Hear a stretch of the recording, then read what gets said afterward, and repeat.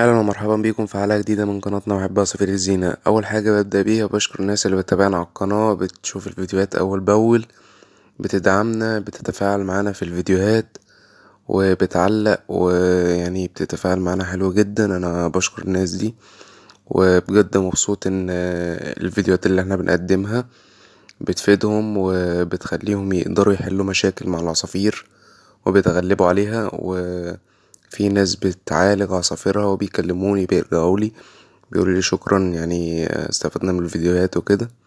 انا بشكر الناس دي جدا ان هما يعني قدروا يستفادوا بالفيديوهات بتاعتي والحاجات اللي انا بنزلها، قدرت ان انا افيد ناس، فانا بشكر الناس دي جدا. زي ما احنا عارفين عصافير الكوكتيل، احنا الحلقة دي هنتكلم عن التدريب والترويض بتاع عصافير الكوكتيل.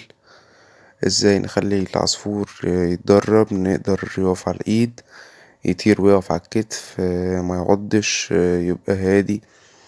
كل الكلام ده هنقوله في الحلقة بتاعتنا النهاردة. زي ما احنا عارفين عصفور الكوكتيل ينفع يتدرب وهو صغير وينفع يتدرب وهو كبير. يعني ايه هو كبير؟ كبير يعني عمر 3 شهور او فوق 3 شهور، ده كده بيطلق عليه كبير. لكن صغير بنجيب العصفور وهو زغلول عنده اسبوعين او 3 اسابيع بالكتير، وبنبتدي نعمل تأكيل يدوي بالخلطة. الخلطة بتاعة التأكيل اليدوي دي هعمل لكم فيديو مخصص عنها، هقول لكم هي عبارة عن ايه والخلطة بتاعتها ايه والعصفور بياكل قد ايه في اليوم وكل حاجة عن الموضوع ده، عشان لو حد حابب ان هو يأكل يدوي.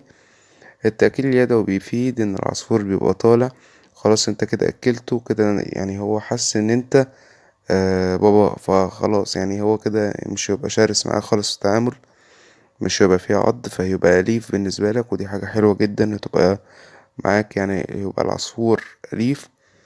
فالحكاية دي هتخليه ما يعضش وهيسهل أوي تدريبه، مش هيبقى من الصعب ان انت تدربه، فدي بتبقى نقطة كويسة. ده بالنسبة للتدريب الصغير. بالنسبة للتدريب الكبير، التدريب الكبير طبعا بيفرق جدا عن تدريب الصغير. بنجيب العصافير وبنقص جناحها، لازم يتقص جناحه عشان ما يطيرش. اكيد بقى التدريب او الترويض بتتم ازاي مع الكبار. انت مثلا لو عندك كمية، عندك 5 6 فريدة كوكتيل مع بعضيهم عمر 3 4 شهور، بتاخد الفرد اللي انت عايز تدربه منهم ده وبتعزله في قفص لوحده لمدة يومين، أكل وشرب عادي جدا. لكن بتيجي في يوم تجوعه خالص وبتطلعه، طبعا زي ما قلنا بيبقى مقصوص جناحه، فانت هتطلعه قدامك مثلا على ترابيزة أو أي حاجة. هتيجي تبتدي تأكله لب سوري. اللب السوري هو المفضل في التأكيل عند التدريب. هو مفهوش فايدة قوي، لكن لازم ياكله في بداية ما يتدرب. بتأكله العصفور واحدة واحدة كده، وهو هياكل معاك هيمسك اللباية من ايدك وياكلها. طبعا هيحصل عض وكده، لكن لازم تستحمل.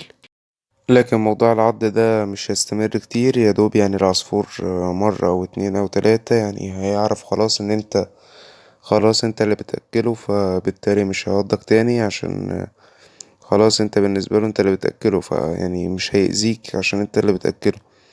وهتفضل تكرر الموضوع ده كل يوم، هتجوع العصفور وتيجي تأكله لب مرة في مرة. هتحط فلارس في ايدك، هتقرب له ايدك يعني شوية صغيرين كده، هتقرب له صوابعك، هيقف على صوابعك وهيجي يبتدي ياكل فلارس. كده انت دربته ان هو يقف على الايد واحدة في واحدة بقى. يعني انت هتتابع جناحه اول باول، اول ما يطول تقص تقص تقص لغاية لما تحس ان هو خلاص، فبقى عادي تسيب جناحه يطول عادي يعني.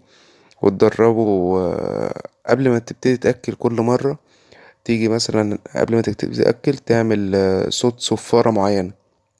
صوت الصفارة دي لازم تبقى مميزة بالنسبة له. ليه؟ خلاص الصفارة دي سمعها هو عارف ان هو خلاص هياكل، جه وقت الأكل، فدي هو كده عارفها، هو خلاص مرتبط بيك عشان انت اللي بتأكله، مفيش أكل تاني غير منك انت.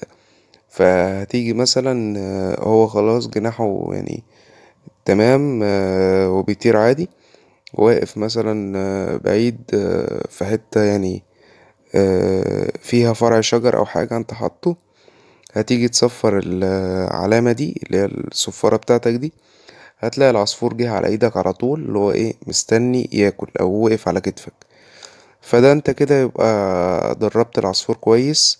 نيجي بقى لنقطة أهم كله بيسأل فيها وكله بيتكلم فيها وكل الناس بعتتلي وسألتلي عليها: عصفور الكوكتيل بيتكلم مع التدريب ولا لأ؟ الإجابة بتاعت السؤال ده: عصفور الكوكتيل فعلا بيتكلم. عصفور الكوكتيل أصلا من تصنيفاته في كمية كبيرة جدا من الناس اللي الهاوية اللي عندها خبرة كبيرة جدا في الطيور في مصر وبره مصر. عصفور الكوكتيل يعتبر نوع من أنواع البغبغانات، فبالتالي ينفع يتكلم حلو جدا وما يعملش معاك مشاكل.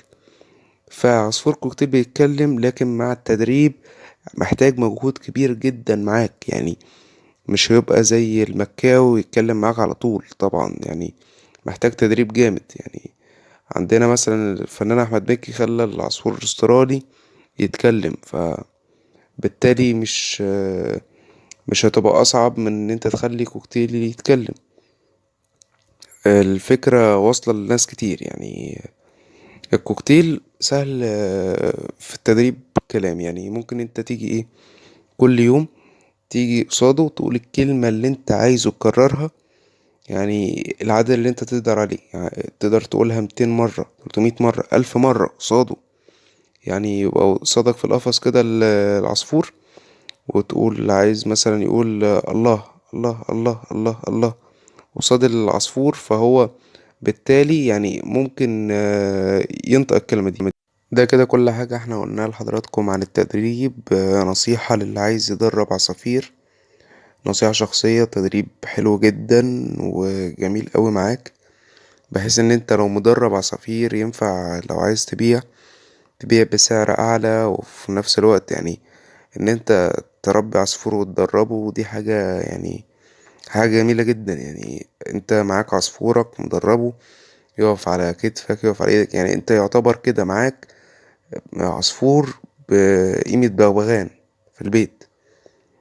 فدي بتبقى نقطة جميلة قوي، وبنصح كل الناس ان هي تدرب عصافير. ولو في اي مشاكل معاهم يا ريت يرجعوا للفيديو وهيفيدكم جدا زي ما حضراتكم عارفين.